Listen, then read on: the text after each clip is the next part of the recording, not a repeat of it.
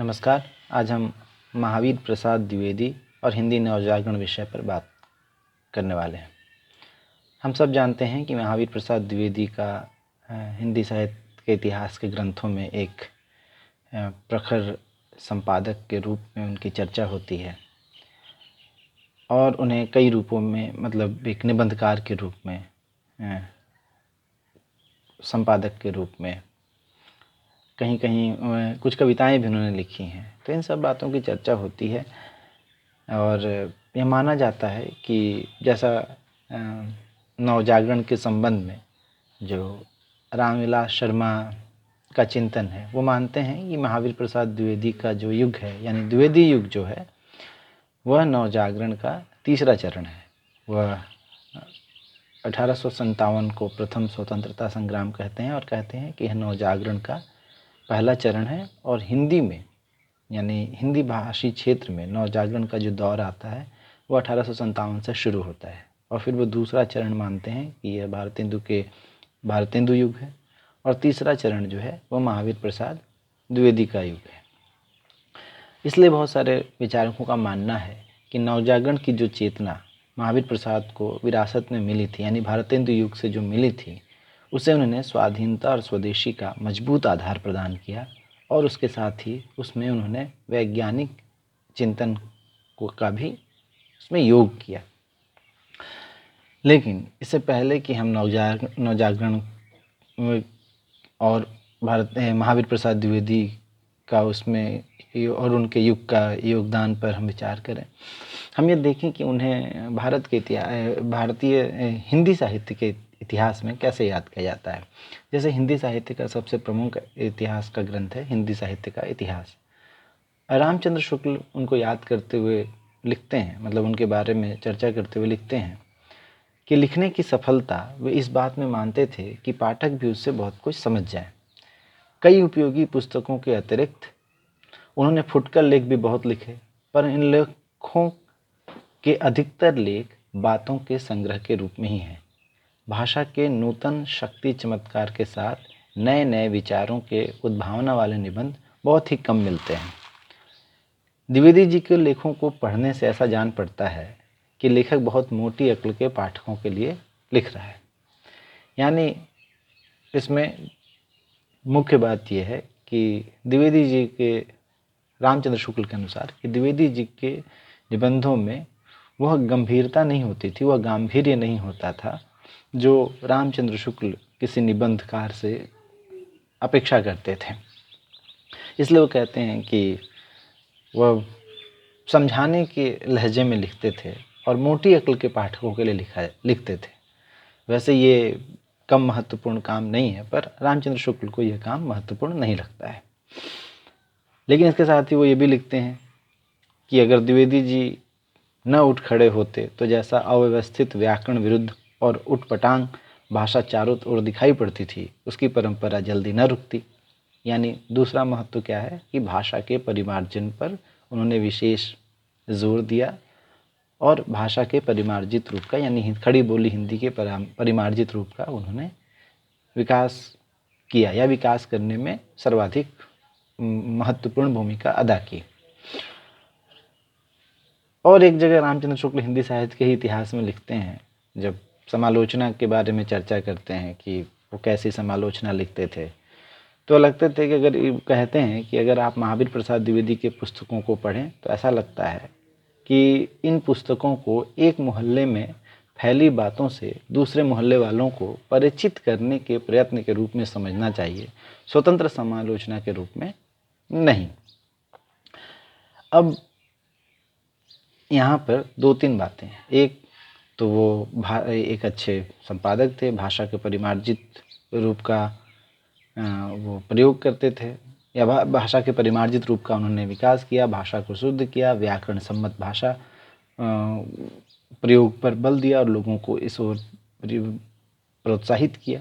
यानी एक अच्छी खड़ी बोली, शुद्ध खड़ी बोली हिंदी का विकास महावीर प्रसाद द्विवेदी के मदद से और उनके प्रयासों से हो रहा था। और दूसरी बात भी मानते हैं कि समालोचना वो अच्छी नहीं लिखते थे, वो ऐसा लिखते थे, यानी मोटी, जैसे उन्होंने पहले भी कहा कि बहुत मोटी अक्ल के पाठकों के लिए लिख रहे हैं, यानी एक मोहल्ले के लोगों के विचारों से दूसरे मोहल्ले वालों को विचार किया जा रहा है, यानी उसमें साहित्यिकता नहीं थी। यानी एक अच्छे निबंधकार का गुण महावीर प्रसाद द्विवेदी में नहीं था, ऐसा रामचंद्र शुक्ल का मानना है। इसी संदर्भ में हमें महावीर प्रसाद द्विवेदी के विचारों को भी जान लेना चाहिए कि वो हिंदी के कवि से उनकी क्या अपेक्षा थी। रसज्ञ रंजन का एक लेख है जिसमें वो ये लिखते हैं, यानी कवियों से अपेक्षा करते हुए लिखते हैं कि वह लोगों की रुचि का विचार रखकर अपनी कविता ऐसी सहज और मनोहर रचें कि साधारण पढ़े लिखे लोगों में भी पुरानी कविता के साथ साथ नई कविता पढ़ने का अनुराग उत्पन्न हो जाए। अब इसमें क्या बुरी बात है? जो रामचंद्र शुक्ल कह रहे हैं, ठीक रामचंद्र मतलब बात वही कह रहे हैं द्विवेदी जी भी, पर तेवर अलग है, उद्देश्य अलग है।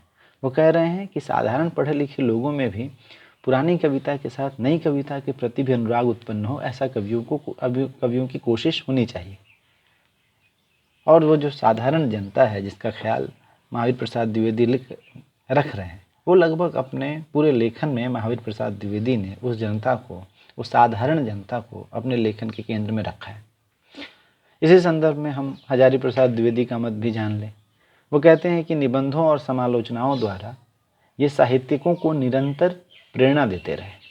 द्विवेदी जी की समालोचनाओं ने जहाँ एक तरफ तरुण साहित्यकारों को रूढ़ि मुक्त होकर लिखने की प्रेरणा दी, दूसरी ओर कई साहित्यकारों को वाद विवाद के क्षेत्र में उतरने और विचारोत्तेजक लेख लिखने का प्रोत्साहन दिया। और साथ ही वो ये भी मानते हैं कि महावीर प्रसाद द्विवेदी के निबंधों में स्पष्टवादिता तो थी, पर वो उतने गंभीर नहीं थे। मतलब उन्होंने गंभीर साहित्य के निर्माण में बहुत सहायता पहुंचाई, पर महावीर प्रसाद द्विवेदी के स्वयं के जो निबंध थे वो गंभीर नहीं थे। तो एक तरफ वो कह रहे हैं कि तरुण साहित्यकारों को रूढ़िमुक्त होकर लिखने की प्रेरणा दी, जो कि बहुत अच्छी बात है, और इसके लिए हजारी प्रसाद द्विवेदी उनकी प्रशंसा भी करते हैं। और तभी मतलब इस आप हजारी प्रसाद द्विवेदी का मत आप देखें कि रामचंद्र शुक्ल से थोड़ा अलग है। हाँ, वो ये मानते हैं कि उनके जो निबंध थे बहुत गंभीर नहीं कहे जा सकते, ऐसा हजारी प्रसाद द्विवेदी को भी लगता। इसी संदर्भ में अगर आप प्रेमचंद के विचारों को देखें तो वो कहते हैं कि आज हम जो कुछ भी हैं वो उन्हीं के बनाए हुए हैं। उन्होंने हमारे लिए पथ भी बनाया और पथ प्रदर्शक का काम भी किया।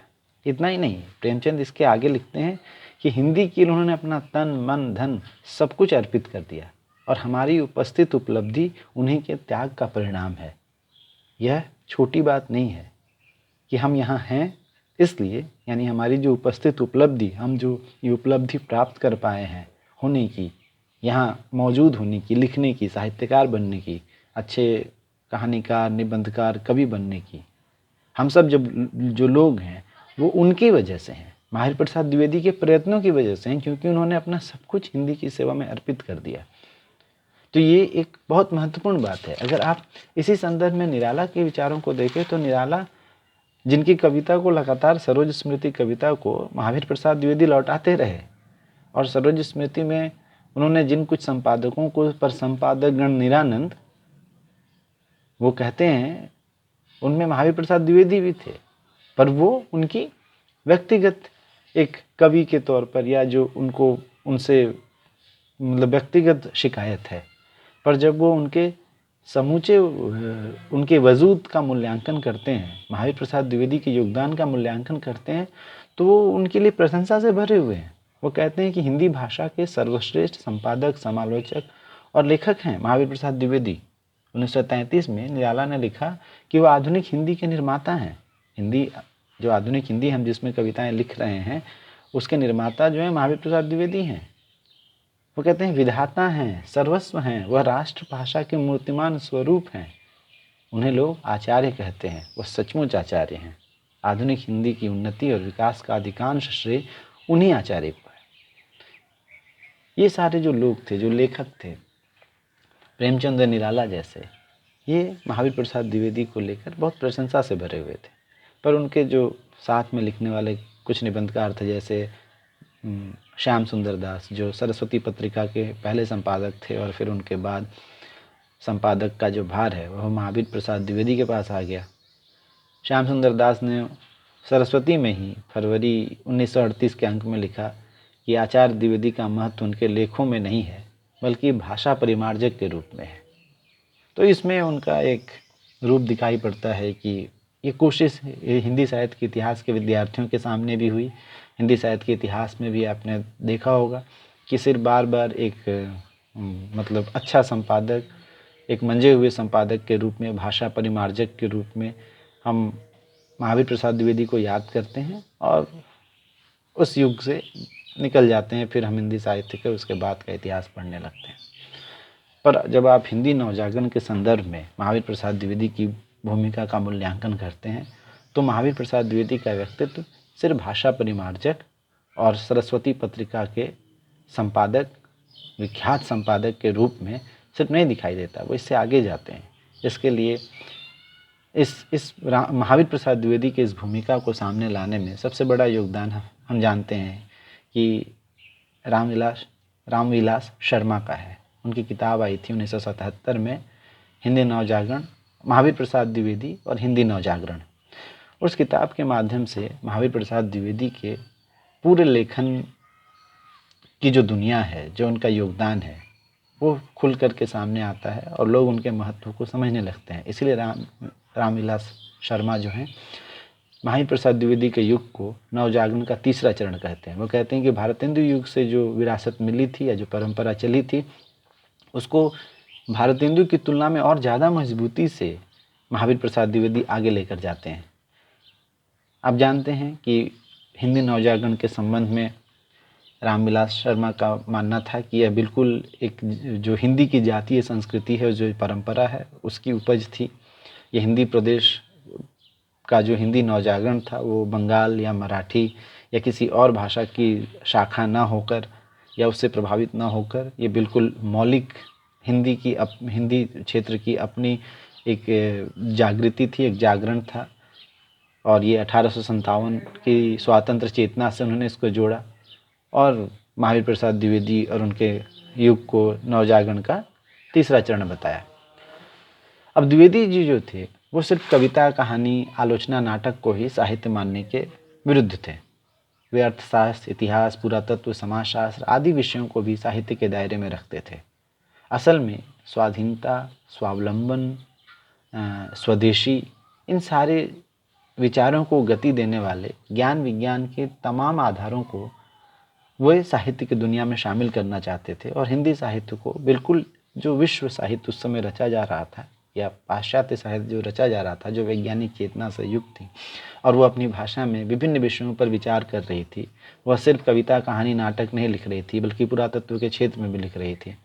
इसीलिए जब आप ये देखेंगे कि रामचंद्र शुक्ल और बाकी लोग उनकी भूमिका को एक संपादक और भाषा परिमार्जक या भाषा को शुद्ध करने वाले एक आचार्य तक महदूद कर देना चाहते हैं, तो 1905 में वो जॉन स्टुअर्ट मिल का एक लेख है जो जॉन स्टुअर्ट मिल ने 1859 में लिखा था, ऑन लिबर्टी।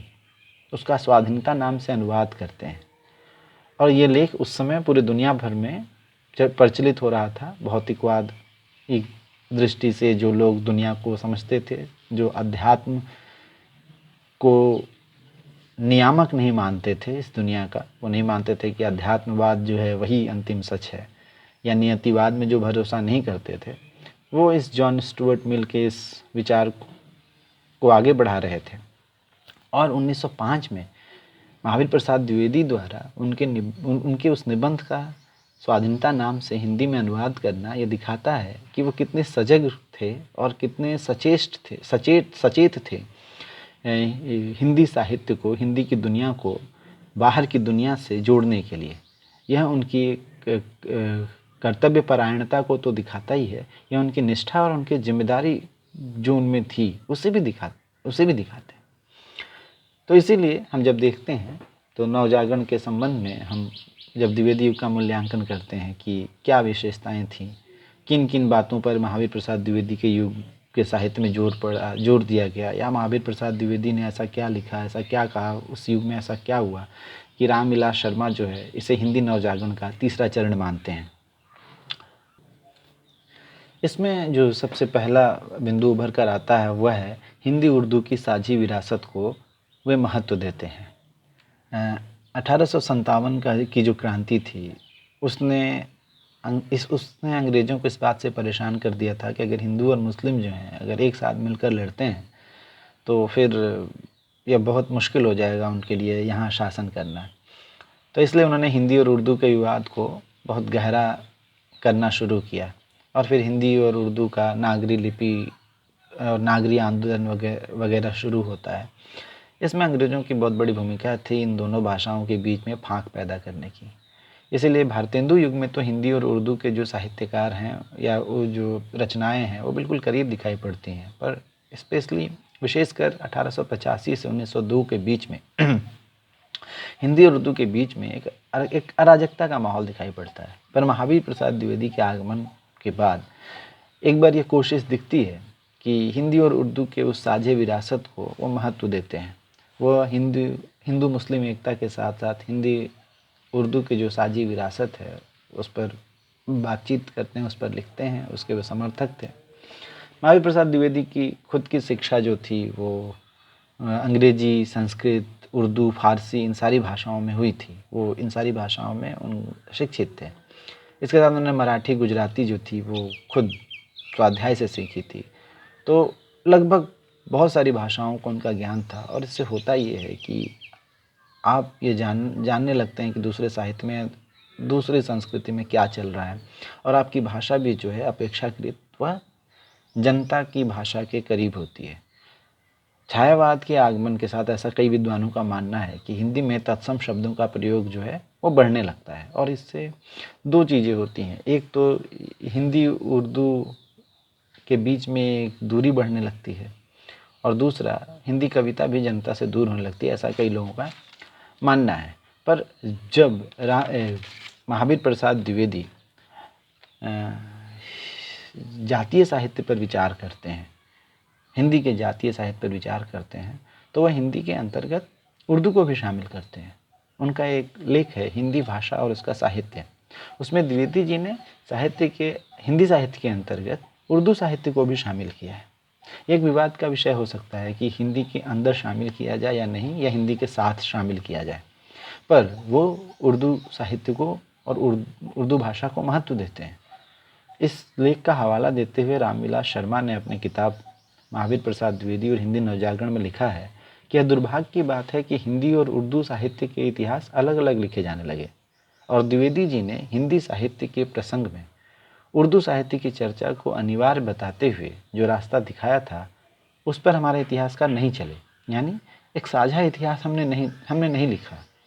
हमें हिंदी और उर्दू को हमारे इतिहासकारों ने भी अलग अलग भाषा मानकर उनका इतिहास अलग अलग लिखा, जबकि दोनों का एक समेकित इतिहास लिखा जाना चाहिए था, जैसा रास्ता महावीर प्रसाद द्विवेदी ने दिखाया था, ऐसा रामविलास शर्मा का मानना है। तो ये एक बहुत महत्वपूर्ण बात है कि वो हिंदी उर्दू की साझी विरासत को महत्व देते हैं। दूसरा बिंदु जो उभर कर आता है वो था कि कुरीतियों का विरोध और वैज्ञानिक चेतना का प्रसार महावीर प्रसाद द्विवेदी की युग में दिखाई पड़ता है। महावीर प्रसाद द्विवेदी का जो युगीन जो साहित्य है, उसका जो नवजागरण था, उसका मुख्य एजेंडा था कि विज्ञान और वैज्ञानिक चेतना का विकास, विज्ञान पर लेख लिखे जाएं। ऐसा महावीर प्रसाद द्विवेदी ने खुद भी किया कि उन्होंने विज्ञान पर लेख लिखे या कुछ वैज्ञानिक चिंतकों के ऊपर लेख लिखे और अपने युग के लेखकों से ऐसा करवाया भी, या कहिए कि उनके युग के लेखकों ने भी ऐसा लिखा है।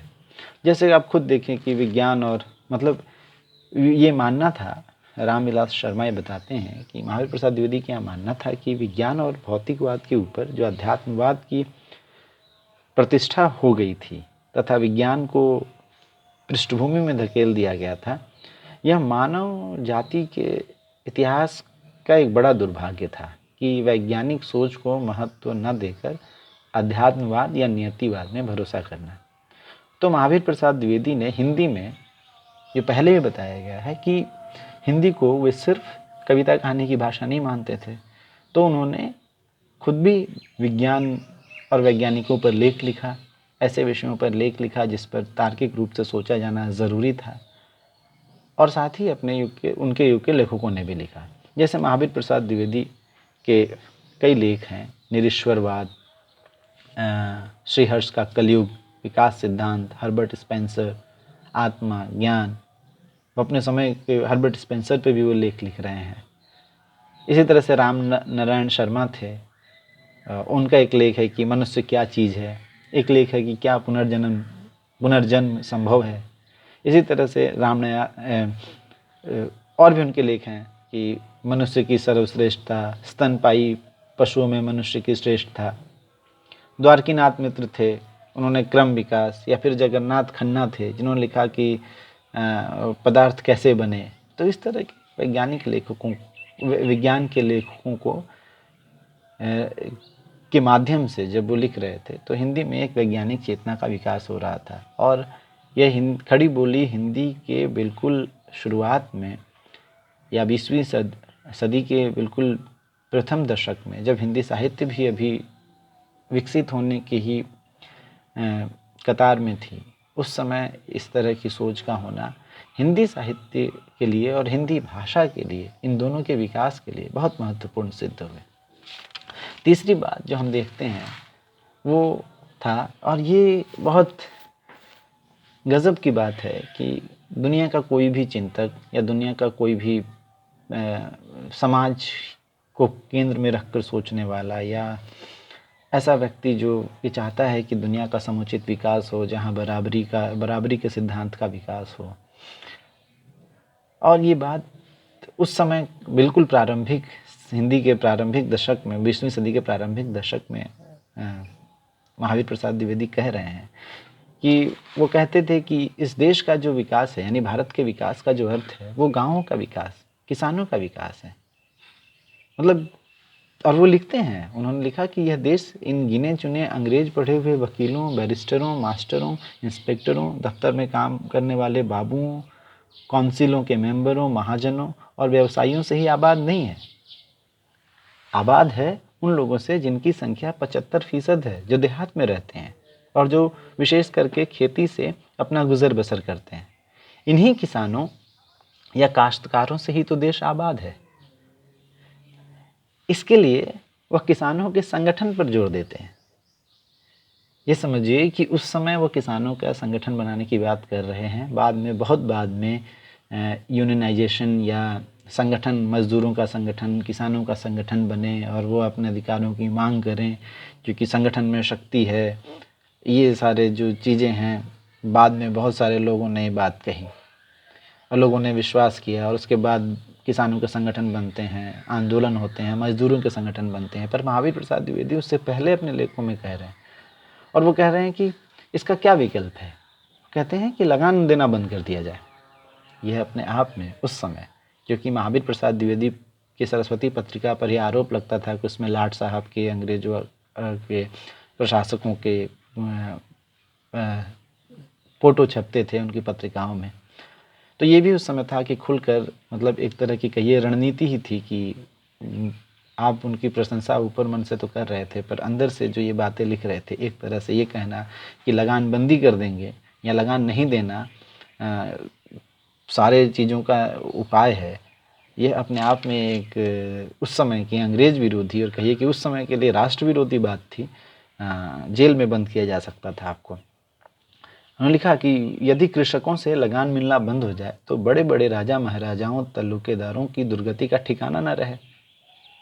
सरकार के शासन चक्र का चलना बंद हो जाए, वकीलों और बैरिस्टरों के गाड़ी घोड़े बिक जाएं, और व्यापारियों तथा महाजनों को शीघ्र टाट उलटना पड़े। यह अपने आप में उस समय बहुत ही आगे की सोच थी, और यही वजह था कि वह हिंदी नवजागरण को एक मजबूती प्रदान कर रहे थे। हिंदी नवजागरण की सोच के केंद्र में वह किसान था, वह देहात में रहने वाली जनता थी जो बेहद बेइंतहा मजदूरी करके, श्रम करके, मेहनत करके अंग्रेज़ों को लगान देती थी। और पहले की सामंतवादी व्यवस्था और अंग्रेजी जो ज़मींदार थे, उनमें ये फ़र्क ये था कि पहले ज़मीन किसानों की होती थी, पर अब तो सब कुछ पर अंग्रेज़ों का अधिकार, या अंग्रेज़ के जो उनके अंतर्गत जो जमींदार थे उनकी ज़मीन होती थी। तो ये इसलिए लगता है, मतलब रामविलास शर्मा को एकदम से लगता है, जब वो महावीर प्रसाद द्विवेदी पर अध्ययन करते हैं तो वो कहते हैं कि उनके इस बात को, किसानों वाली बात को सुनने के बाद लगता है कि उनका चिंतन जो है बिल्कुल भौतिकवादी, समाजवादी था। रामविलास शर्मा मार्क्सवादी आलोचक थे, समाजवाद के समर्थक थे, तो उनको लगता है कि महावीर प्रसाद द्विवेदी की सोच बिल्कुल वही है जो एक समाजवादी की सोच होती है, जो समाजवाद का जो आदर्श होता है, उसका जो उद्देश्य होता है, वैसी एक सोच महावीर प्रसाद द्विवेदी रखते हैं। और इसीलिए वो कहते हैं कि साहित्य को जो समझने का उनका नज़रिया है वो समाज शास्त्रीय है, यानी समाज केंद्र, समाज की जो जनता है और समाज जो है उनके सोचने के केंद्र में है। महावीर प्रसाद द्विवेदी के युग का जो हिंदी नवजागरण है, उस समय का जो साहित्य था, उसका एक बहुत प्रमुख उद्देश्य था स्त्री शिक्षा या स्त्री स्वाधीनता। इस पर विचार करते हुए महावीर प्रसाद द्विवेदी जो है वो लिखते हैं कि स्त्रियों के कर्तव्य क्या हैं, परिवार और समाज में उनका दर्जा कौन सा है, पुराने ज़माने में उनकी स्थिति कैसी थी, अब कैसी है। वो अपने एक लेख में ये लिखते हैं, इन सारे प्रश्नों पर विचार करते हैं। तो जब वो ये स्त्री शिक्षा पर ये लेख लिख रहे थे तो उस समय के बहुत सारे लोगों ने, जो सामंती सोच रखते थे, जो ये मानते थे कि स्त्री चार दीवारी के अंदर ही ठीक है, घर के अंदर ही बंद रहनी चाहिए, बाहर निकलने से समाज बिगड़ जाएगा, समाज खराब हो जाएगा, इसमें पापाचार बढ़ जाएगा, अनर्थ हो जाएगा स्त्रियों को हक देने से, उनका अधिकार देने से। आज भी ऐसा कई लोग मानते हैं। संख्या उनकी हो सकती है कि बहुत कम हो, पर फिर भी ये सोच तो है ही। पर उस समय में बिल्कुल जब हिंदी गद्य और हिंदी भाषा अपना एक रूप ग्रहण कर रही थी तो वो ऐसे सवाल उठाते हैं, और निश्चित रूप से जब ऐसा सवाल उठाते हैं तो स्त्री शिक्षा संबंधी जो लेख लिखा उसके बाद उनका खूब विरोध हुआ, लोगों ने जोरदार विरोध किया। लिखा है रामविलास शर्मा ने कि उस समय के जो पंडित थे उन लोगों ने, या जो परंपरा पोषित सोच से चलते थे, वैसे लोगों ने उनका खूब विरोध किया। उनका जवाब भी दिया महावीर प्रसाद द्विवेदी ने, और जवाब देते हुए लिखा कि पढ़ने लिखने में स्वयं कोई बात ऐसी नहीं है कि अनर्थ हो जाए। कि जो लोग मानते थे कि स्त्रियों के पढ़ने से अनर्थ हो जाएगा, समाज कहाँ चला जाएगा, समाज बिगड़ जाएगा, सब कुछ टूट फूट जाएगा, तो कह रहे हैं कि पढ़ने लिखने में स्वयं ऐसी कोई बात नहीं है कि जिससे अनर्थ हो जाएगा। अनर्थ पुरुषों से भी होते हैं, पढ़े लिखे से भी और अनपढ़ों से भी। तो अनर्थ होने के लिए पढ़ी लिखी स्त्री का होना ज़रूरी नहीं है, ऐसा महावीर प्रसाद द्विवेदी लिखते हैं। और वो कहते हैं मतलब वो भारतीय समाज और हिंदी समाज और जो जनता थी, और वो किस कदर मतलब समाज का विकास चाहते थे, आप ये समझिए को लिखते हैं, और बहुत डंके की चोट पर लिखते हैं कि स्त्रियों को अवश्य पढ़ना चाहिए, स्त्रियों को अवश्य पढ़ना चाहिए। जो लोग ये कहते हैं कि पुराने ज़माने में स्त्रियां न पढ़ती थीं अथवा उन्हें पढ़ने की इजाज़त न थी या पढ़ने की मनाही थी, वे या तो इतिहास से अनभिज्ञता रखते हैं या जानबूझकर लोगों को धोखा देते हैं। और इसी में वो आगे लिखते हैं कि समाज की दृष्टि में ऐसे लोग दंडनीय हैं, क्योंकि स्त्रियों को निरक्षर रखने का उपदेश देना समाज का अपकार और अपराध करना है, समाज की उन्नति में बाधा डालना। वो कहते हैं ऐसे लोगों को पकड़कर दंड देना चाहिए जो ये कहते हैं कि स्त्रियों को शिक्षित नहीं होना चाहिए या स्त्रियों को घर में बैठ कर रहना चाहिए, जो स्त्री शिक्षा का विरोध करते हैं। कि हालांकि आप तो समाज के ही विरोध को रोक रहे हैं। जब कहा जाता है कि स्त्री आधी आबादी है तो सबको पढ़ने का हक है, वो बढ़ेंगी तो हमारा समाज भी आगे बढ़ेगा। तो जो लोग विरोध करते हैं उनको दंड देना चाहिए, वो अपराध कर रहे हैं। इसी संदर्भ में जब हम देखते हैं तो एक और भी जो उस समय देश में आज़ादी का सवाल जो था, स्वाधीनता का जो सवाल था, ये नवजागरण के भी केंद्र में है कि स्त्री आज़ाद होगी। स्त्री की स्वाधीनता का सवाल भी राष्ट्रीय स्वाधीनता से जुड़ा हुआ है। किसानों की स्वाधीनता का, किसानों के शोषण से मुक्ति का सवाल भी राष्ट्रीय स्वाधीनता से जुड़ा हुआ है। हिंदी उर्दू का जो था, वैज्ञानिक चेतना का प्रसार, ये सब राष्ट्रीय स्वाधीनता से जुड़े हुए ही प्रश्न थे।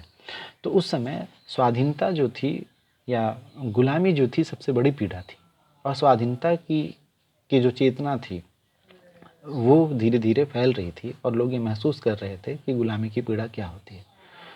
लेकिन वैसे समय में मतलब ये मानते हैं, महावीर प्रसाद द्विवेदी कहते हैं कि अंध राष्ट्रवाद भी बहुत खतरनाक चीज़ है। जिसे उन्होंने कहा, यह अंध राष्ट्रवाद उन्होंने विषाक्त स्वदेश प्रेम की संज्ञा दी और बताया कि ये यूरोप की उपज है कि आप अपने देश के बारे में मतलब आंख मूंद करके उसका सपोर्ट करें कि जो भी उसमें प्रशासक है, जो राजा है ना। इसलिए वो कहे कि उन्होंने कहा कि स्वस्थ राष्ट्रवाद के साथ उन्होंने अंतर्राष्ट्रीयतावाद का समर्थन किया। यह अपने आप में एक बहुत बड़ी बात है। आज बहुत सारे विचारक, पहले भी शायद ऐसा कहते रहे हों, पर दुनिया के जो बड़े लोग हैं, बड़े विचारक हैं, बड़े विद्वान, उन्होंने कहा, उनका मानना है कि सारे देशों को अपने अंतर्राष्ट्रीय सीमा खोल देनी चाहिए। इससे क्या होगा कि बहुत सारा पैसा जो हमारा इधर उधर व्यय होता है सुरक्षा के नाम पर, वह नहीं हो पाएगा। यह एक आदर्श सोच है, पर फिर भी एक दुनिया को बेहतर बनाने की सोच से जुड़ी हुई भावना है इसमें। लेकिन वो अपने समय में महावीर प्रसाद द्विवेदी अंतर्राष्ट्रीयतावाद की बात करते हैं और उसमें अंतर्राष्ट्रीयतावाद में भरोसा करते थे। वह अंध राष्ट्रवाद और राष्ट्रों के बीच गलत प्रतिस्पर्धा को नकारते हुए उन्होंने सभी देशों के बीच भ्रातृभाव पर जोर दिया, ब्रदरहुड पर, कि सारे देशों को एक साथ रहना चाहिए, क्यों आपस में हम प्रतिस्पर्धा कर रहे हैं। और आज जब हम ये ऑनलाइन मोड अपना रहे हैं शिक्षा का, तो टीचिंग का, तो हमारे सामने जो सबसे बड़ा संकट है और जिस वजह से वह कोरोना संकट है। आप ये देखिए कि इस सवाल का जवाब भी महावीर प्रसाद द्विवेदी के यहाँ है, मतलब कि कोरोना का इलाज कैसे हो जाए इसका नहीं, बल्कि इस तरह की जो महामारी फैलती है, जो एक वैश्विक आपदा है, विपदा है, इससे कैसे निपटा जाए। उन्होंने लिखा कि संसार की वर्तमान विकट समस्या को हल करने के लिए हमें राष्ट्रीय प्रतिस्पर्धाओं और वैमनस्य से हाथ खींच लेने पड़ेंगे।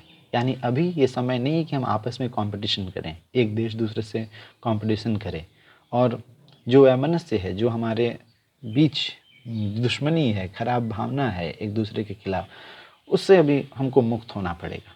अगर हम जो वर्तमान की जो विकट समस्या है उसका हम निराकरण करना चाहते हैं वैश्विक स्तर पर, तो राष्ट्रों के परे भी कोई वस्तु है। राष्ट्रों का अस्तित्व उसी वस्तु के लिए है और वह है मानव जातीयता। यानी राष्ट्र तभी है जब मानव है, मनुष्य है, उसकी जनता है, और वही उसका लक्ष्य होना चाहिए। संसार के पुनर्निर्माण की नवीन समस्याओं पर हमें आदर्श अंतर्राष्ट्रीयतावाद की दृष्टि से ही विचार करना होगा। अगर इस सोच का हम विकास नहीं कर पाए तो उनका मानना था इससे एक तो अंतर्राष्ट्रवाद भी बढ़ेगा, जिससे एक झूठी देश भावना, मतलब जो हम कहते हैं कि वसुधैव कुटुंबकम की भावना जो प्रमुख है कि पूरा पृथ्वी हमारा घर है, ये तभी होगा जब हम ये जो आपसी जो रंजिश है, आपसी जो प्रतिस्पर्धा है, इससे मुक्त हो जाएं, और तभी एक अंतर्राष्ट्रीयतावाद का विकास हो पाएगा और तभी हम पूरी दुनिया को रहने लायक, जीने लायक बना पाएंगे। यह एक बहुत महत्वपूर्ण बात थी और ये हिंदी नवजागरण सोच रहा था। एक ऐसे देश में सोचा जा रहा था जो देश खुद गुलाम था। तो एक तरफ वो अंतर्राष्ट्र भक्ति की भी आलोचना करते हैं और दूसरी तरफ अंतर्राष्ट्रीयतावाद की वकालत करते हैं। रैशनलिज्म, विवेकवाद, जिसमें विवेक को बहुत महत्व दिया जाता है। एक बहुत दुनिया के प्रसिद्ध राइटर हैं गैब्रियल गार्सिया मार्केज। वो कहते हैं कि विवेक तब आता है जब वो किसी काम का नहीं रहता है। यानी हमें जैसे गड्ढे में गिरने के बाद हमें अक्ल आता है कि हमें इस रास्ते से नहीं आना चाहिए था, या ऐसे नहीं चलना चाहिए था, या इतना तेज़ नहीं चलना चाहिए था, या टॉर्च लेकर चलना चाहिए था। इसलिए विवेक तब आता है जब वो किसी काम का नहीं रहता है।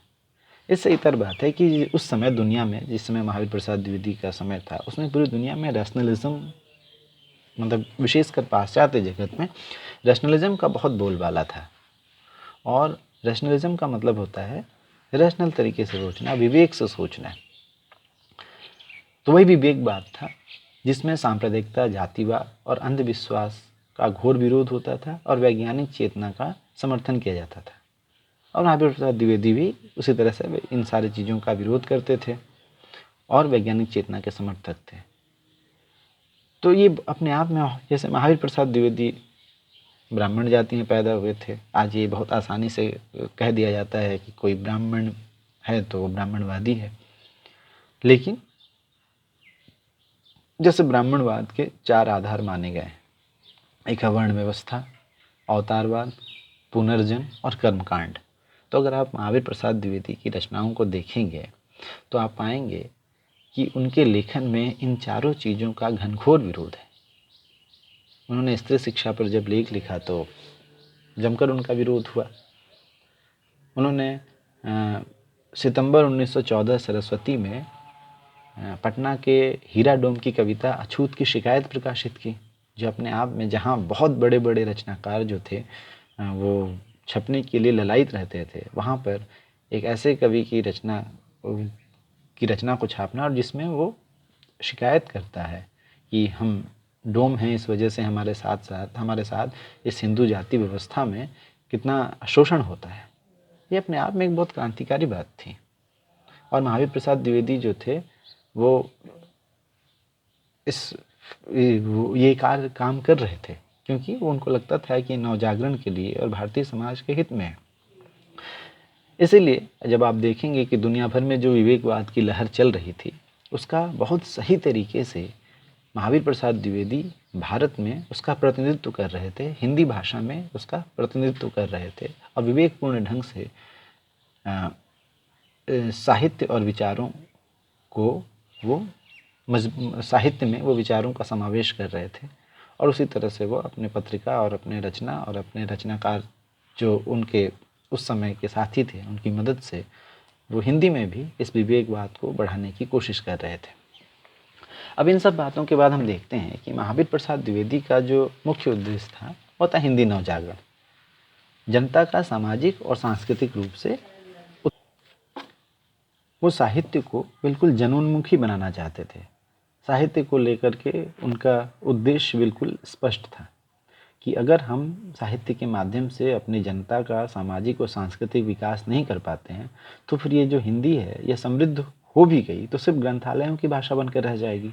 और वो ऐसा नहीं चाहते थे कि हिंदी भाषाई रूप से समृद्ध हो जाए और फिर ग्रंथालयों की शोभा बढ़ाए। वो ऐसा बिल्कुल नहीं चाहते थे। इसलिए उनकी इस प्रवृत्ति को लक्ष्य करते हुए रामविलास शर्मा ने लिखा है कि द्विवेदी जी सीमित अर्थ में साहित्यकार नहीं है। उनका उद्देश्य हिंदी प्रदेश में नवीन सामाजिक चेतना का प्रसार करना है। जैसे वे विज्ञान संबंधी लेखों द्वारा पुराने विचार बदलकर नई सामाजिक चेतना का प्रसार करना चाहते थे, वैसे ही साहित्य द्वारा वे जनता के पुराने संस्कार बदलकर उसका मानस नए सांचे में ढालना चाहते थे। जैसे वैज्ञानिक सोच को बढ़ावा देकर वो समाज को जिस तरह से बदलना चाहते थे, उस तरह साहित्य के द्वारा जनता के जो पुराने संस्कार थे, जो अभी तक अध्यात्मवादी, धर्म पर बहुत धर्म भीरू, नियतिवादी, इन सारे संस्कार को बदलकर वो नया मनुष्य, एक आधुनिक मनुष्य जो है बनाने की कोशिश कर रहे थे। वो ऐसा अपने साहित्य के माध्यम से लगातार कोशिश। जबकि हिंदी साहित्य के इतिहास में हिंदी साहित्य के विद्यार्थियों के सामने उनका जो रूप रखा गया वो ये कि वो इतिवृत्तात्मक साहित्य के प्रणेता थे, भाषा के परिमार्जक थे, एक सरस्वती पत्रिका के संपादक थे। 1903 से 1920 तक उन्होंने सरस्वती पत्रिका का संपादन किया। बस इतना तक ही उनकी जो छवि है वो कैद करने की कोशिश की जाती है। जबकि महावीर प्रसाद द्विवेदी वैज्ञानिक दृष्टि और वैज्ञानिक प्रशिक्षण की आवश्यकता पर जीवन पर्यंत अपने लेखन के द्वारा, अपने विचारों के द्वारा जोर देते रहे। उनका साफ मानना था कि साहित्य वही है जो जागरण की चेतना से ओतप्रोत है, जो मनुष्य को जागृत न करे, जो अपने रूढ़िबद्ध विचारों से जो मनुष्य को, जो समाज को मुक्ति न दिला पाए, उस साहित्य का महत्व वो गौण समझते थे। इसीलिए उन्होंने हिंदी साहित्य के परिमार्जन पर काम किया और नवीन विषयों की तरफ हिंदी भाषा को मोड़ा। तो इसीलिए वो मानते थे कि ऐसा जागरण का साहित्य ही समाजोन्मुखी और लोकोन्मुखी हो सकता है तथा जन साहित्य कहला सकता है। तो महावीर प्रसाद द्विवेदी का योगदान हिंदी नवजागरण के विकास में बहुत महत्वपूर्ण है। हमें इन सारे तथ्यों के आलोक में उनका अध्ययन करना चाहिए, उन पर विचार करना चाहिए। यह काम रामविलास शर्मा ने अपनी किताब के माध्यम से किया। उसके बाद बहुत सारे आलोचकों ने महावीर प्रसाद द्विवेदी की उस क्रांतिकारी भूमिका का निर्धारण किया। तो अब आप पर भी यह निर्भर करता है कि आप भी महावीर प्रसाद द्विवेदी की रचनाओं को पढ़ें, उनके साहित्य से गुजरें और ये समझने की कोशिश करें कि महावीर प्रसाद द्विवेदी 1900 जो महावीर प्रसाद द्विवेदी का जो युग है उस समय, बल्कि हिंदी का जब बिल्कुल प्रारंभिक रूप जब विकसित हो रहा था, हिंदी गद्य का प्रारंभिक रूप विकसित हो रहा था, तब उन्होंने इतनी महत्वपूर्ण भूमिका किस प्रकार अदा की और किस तरह से हिंदी साहित्य को और हिंदी भाषा को एक मजबूत आधार प्रदान किया। धन्यवाद।